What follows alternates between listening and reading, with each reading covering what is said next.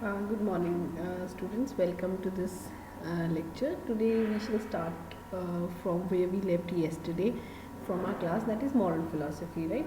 So, as far as the concept of ethics is concerned, I hope that is clear with every one of you that what do we mean by ethics, right?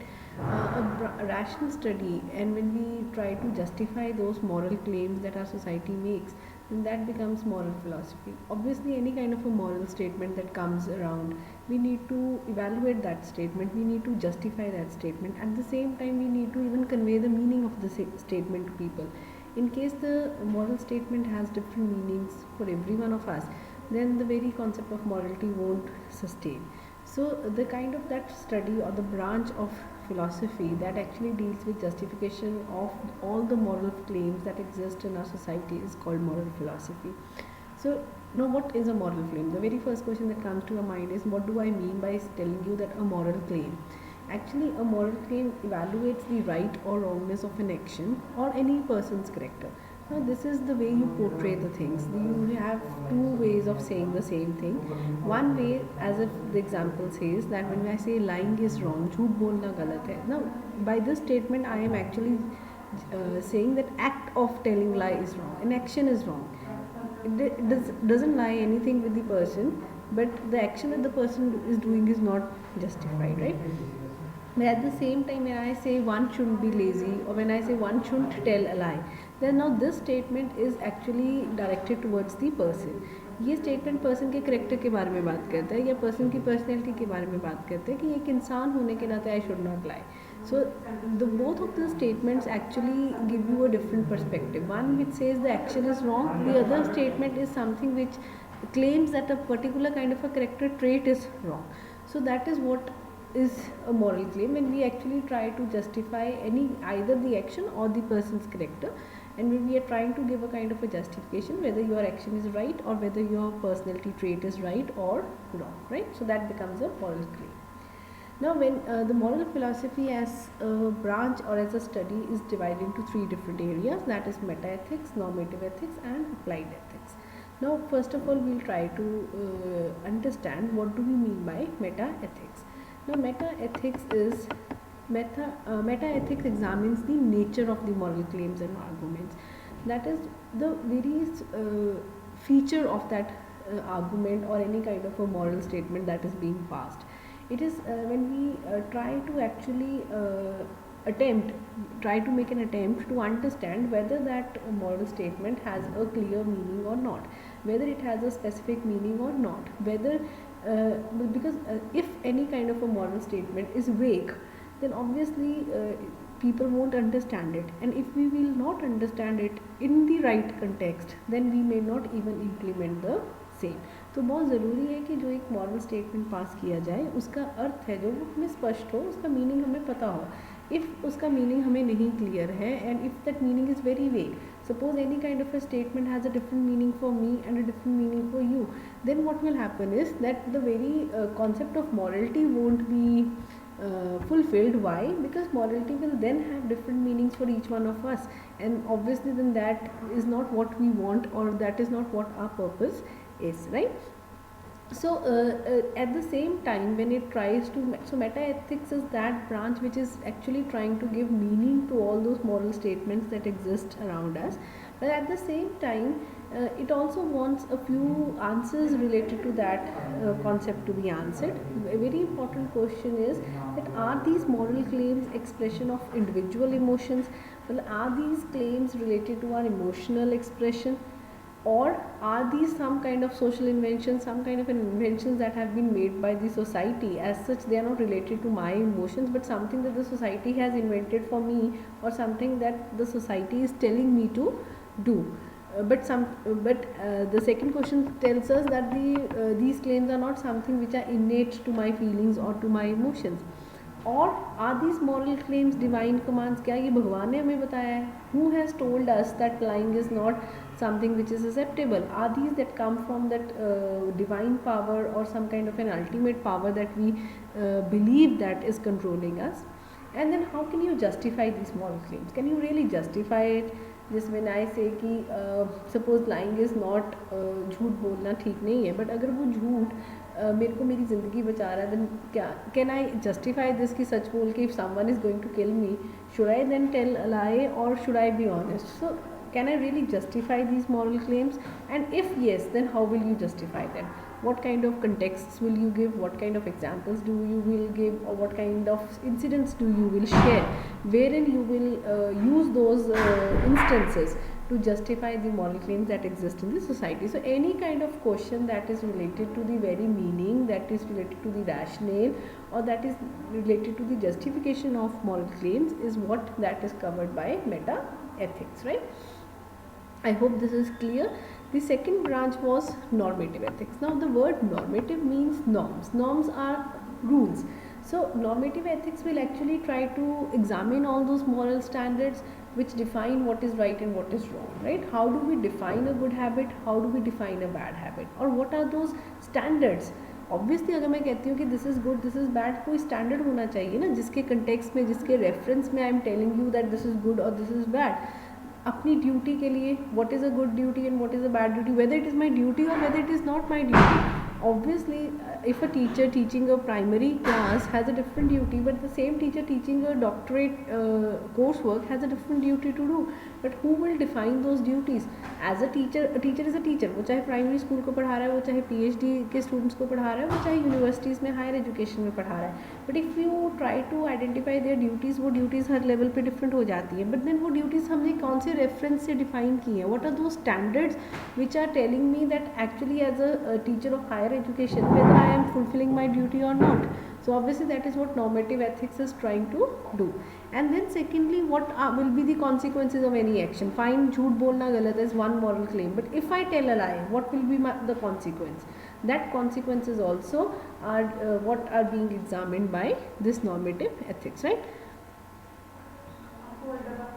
So normative ethics has focused on the prospects of a single moral standard. Now this is very important. What normative ethics says that the standard of evaluation should remain one for each one of us. ऐसा नहीं है if I am staying in Punjab I have a different moral standard, जो हम कल आपको example मैं दे रही थी. Because when it comes to value system, when it comes to the character evaluation, तो वहाँ पे it is there, the moral standards are differing from place to place, differing from person to person, and they are differing from region to region. That's why it becomes very difficult to do a right character assessment of any person.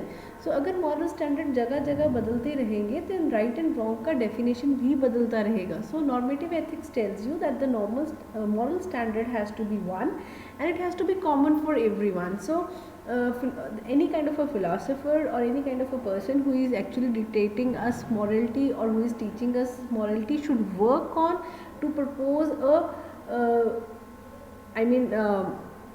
single moral standard. But what happens actually is everyone proposes a different moral standard. So what actually exists in a society is a moral pluralism with multiple moral standards. So we have multiple moral standards, इसीलिए हम अपने actions को जिस moral standards में भी वो fit होता है उसकी help से justify करने की कोशिश करते हैं. लेकिन वो चीज़ हमें ख़त्म करनी पड़ेगी. We need to have a single moral standard. Only then right and wrong conduct could be defined properly, right? And the last branch of moral philosophy is applied ethics. Now when you say applied ethics, then again ethics या किसी भी research को जब तक हम apply ही नहीं करते अपनी लाइफ में, उस रिसर्च की फाइंडिंग्स, उस रिसर्च की इम्प्लीकेशंस यूजफुल नहीं हो पाती हैं. So if I tell you that this is right, this is wrong, that's okay, but then I need to evaluate that right and wrong by taking some specific moral issues. So applied ethics का काम ये है कि वो एक specific moral issues को address करते हैं. जैसे if I say medical termination of pregnancy, abortion है, that is not allowed, fine, but then if my fetus has some kind of a genetic problem, फिर will that be allowed or not? Similarly, euthanasia, suicide is not allowed. I cannot kill myself, but at the same time, if I am suffering from some kind of a disease which is making me dependent or which is making my life miserable, should I be given some right wherein I can demand euthanasia for myself? Similar is capital punishment. We've already discussed in our class that capital punishment, again if I say killing someone is wrong, but then how then you justify capital punishment? Similar are the environmental concerns.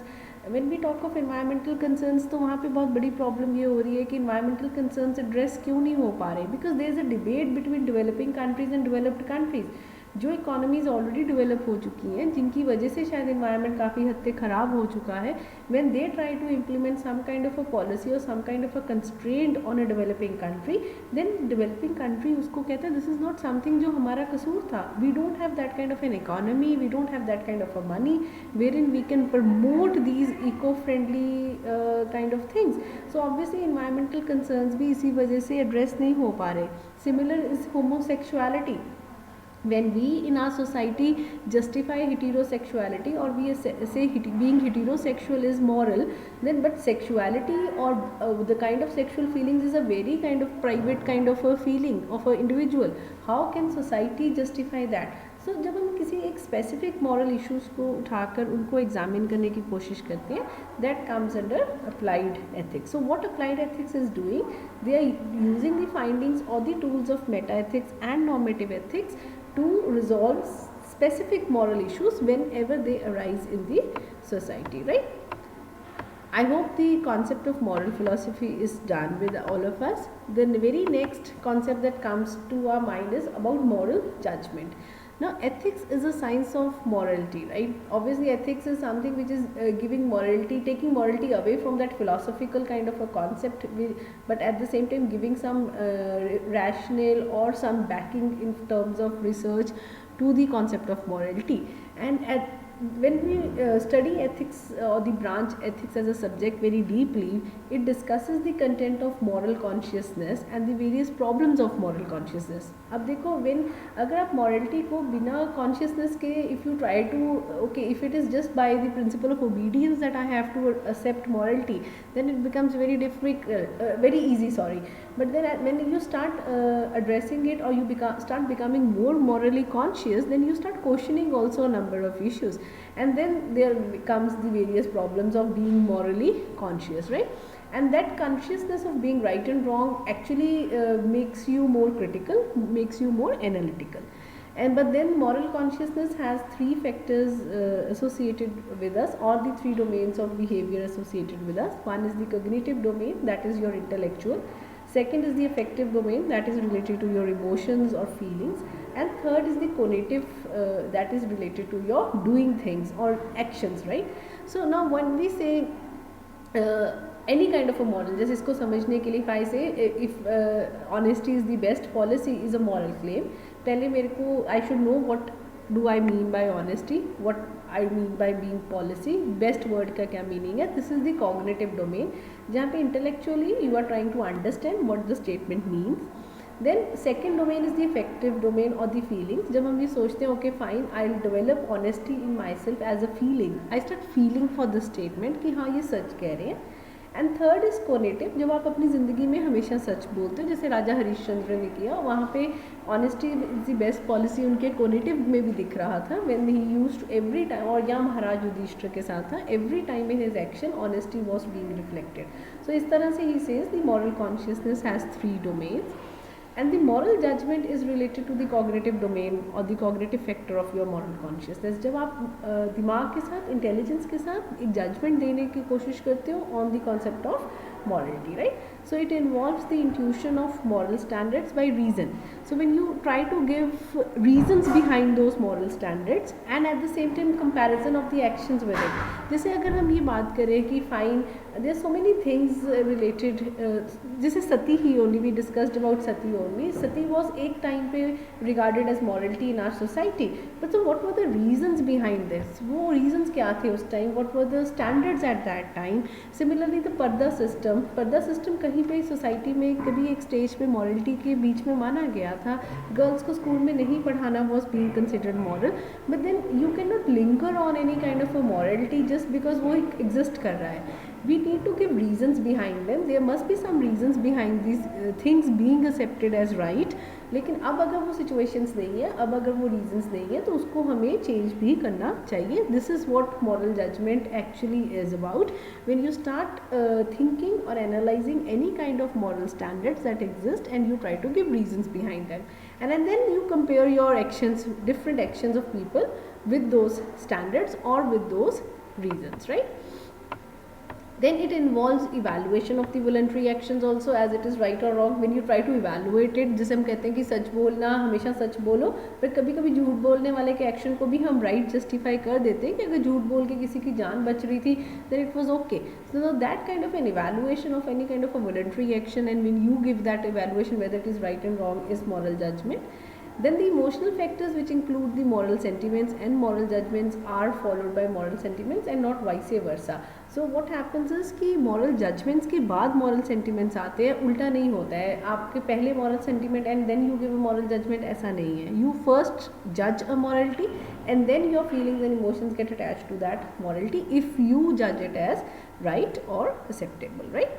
Then third is the moral obligation, कि जब आपकी एक sentiments attach हो जाते हैं किसी भी morality के बाद, देन आप उस मॉरल एथिक्स के लिए या उस मॉरल वैल्यू के साथ ऑब्लाइज्ड फील करते हो. You feel obliged when you feel there is a sense of your duty to follow that moral principle, and then it gives you a moral impulse also, जैसे हमें लगता है कि सब चीज़ें हमें ठीक करनी है. we feel that we are under some kind of a moral obligation to do what is right and to avoid what is wrong. जैसे if I am recording this lecture today just because I feel as a teacher this is my moral obligation, that in case we do, I may help you in understanding this concept right, like this in a better way, so that I have to do. So that is what moral obligation, or the third cognitive factor of the moral consciousness, tries to say.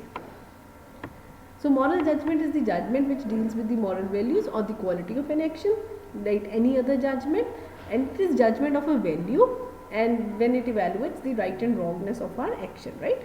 So any kind of a moral judgment will have four different aspects or four different parts. One person who will judge. So if I judge any moral value, I am a subject. Then the object is the whose action is being judged. If I am judging your action, then you become an object. Then third is the standard with which I am judging the action, and fourth is the power of the judging the action as required, right? So what kind of a power do I enjoy in judging that action, right?